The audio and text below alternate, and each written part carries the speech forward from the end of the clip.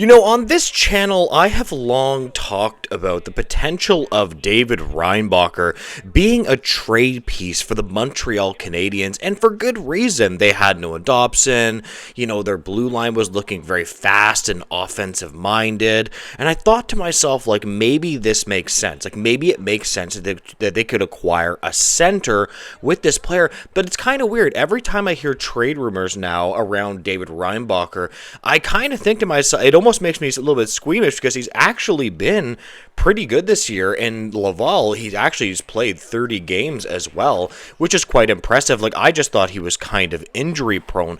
We're going to be talking about how that relates to the Canadiens in this video, but welcome back to Pixel Plus Hockey. If you can make sure to hit that subscribe button, it'd be so greatly appreciated, and thank you so much to those that are already supporting me as well. It is very humbling.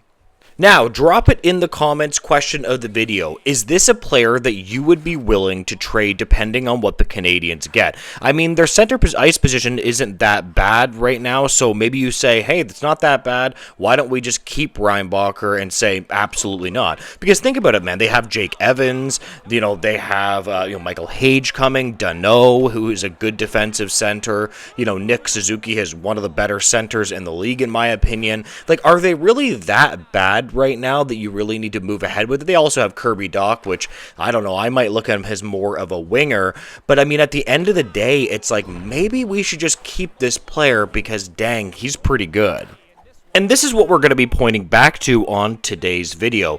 Quote, on a recent episode of Matthias and the Snake podcast, Mathias Brunet, who is well connected in the Canadiens organization, mentioned multiple times that the former 5th overall pick David Reinbacher 2023 could be moved sooner than many expected, close quote. And when I read this, the whole time I was like, I don't know about that. I actually think the Canadiens should hold back. Now, the main reason I think this is because they're just really good. They're just if you look at this team, it's almost like maybe they should just withhold assets and just stick it out. I mean, they have 59 points, probably about to be 60 after they beat the Senators right now, 60 or 61 points. I mean, they're one of the better teams in the league, 26, 15, and 7. I mean, do you really need to give away assets? I don't think so. Now, I will say, giving that second-round pick for Philip Danault actually made a lot of sense. They didn't have to give up a first-round selection. They didn't have to give up Michael Hage. They didn't have to give up Alexander Zurovsky. They kept all of these heavy hitter prospects, the heavy hitter prospects that all Canadiens fans know, but they were able to get a good quality two-way center. And I'm sorry, the Canadiens need players like this. They need two-way centers, and that just made logical sense. So I'm willing to give up some level of assets, but certainly not everything. Now, to be completely fair on this, you could package him for a player that would raise your eyebrows. Now, second question of the video: who exactly would you trade if you would trade this player for? So, for example, there's been a lot of chatter around Elias Pettersson, EP40. And my take on this is, that is something that I would actually consider. I think EP40 would actually look really good on the Montreal Canadiens. I actually think it's kind of exactly what they need. They need a skilled, proper top 6 center. Now, he's getting paid a lot. And I know you're going to say, well, he's only on pace for 60 points this year, which is true. But the question then becomes, do you think that EP40 would only be on pace for 60 points as a Montreal Canadien? I'm sorry, he would probably be a point per game player. The reason for that is the Canadiens can score. Okay, if there's one thing they can do, they can move the puck. They are fast and they know how to bury the puck. Okay, that's just an absolute fact. So that one would give me a lot of pause. The problem with this is there's other options that are older options which worry me. So listen, I love Sidney Crosby, for example, but I would be very hesitant to trade such a young player like David Reinbacher for an older one like Crosby or Nazem Kadri or Ryan O'Reilly. So it's not that I wouldn't trade Reinbacher, it would just depend on the player, and he would have to be young, cost controllable, and stick around. Let's talk about another player. Let's talk about Quinton Byfield, another fantastic, sizable center from the LA Kings. That is a player that I would probably do it. So listen, it's possible, and maybe it makes sense for the Canadiens to get rid of a big asset like this if they can get something good in return. When I talked about David Reinbacher before, it was like for Mason McTavish or something like that. It was like, okay, I would add him in for Mason McTavish because I think Mason McTavish is so good, and I think he made a lot of sense for the Montreal Canadiens. It's interesting, too, because they also have Oliver Kapanen. Let's not forget how great Oliver Kapanen has been. Like, he has been a revelation for the Montreal Canadiens. Now, I don't really want them to just, jump all over the place and pay him a bunch of money. You have to show a level of consistency with Kapanen. But, I mean, the guy's got 16 goals in 48 games, 27 points.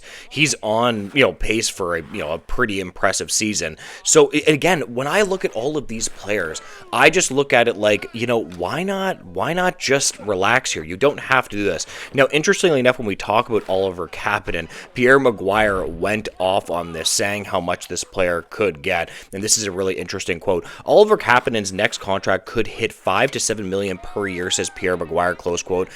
So absolutely not. First off, he is going to be a restricted free agent, so you really don't have to pay him that at all. I don't know why the heck you would. I would not do that by any means. He was on the Tony Marinaro podcast saying that, I believe, and it was just like, come on, man, that's outrageous. I wouldn't pay him that much unless he showed like consistency or something like that.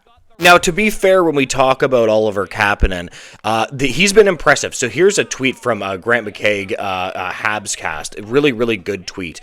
2 forwards in the NHL have at least 45 block shots and 15 goals. Austin Matthews and Oliver Kapanen.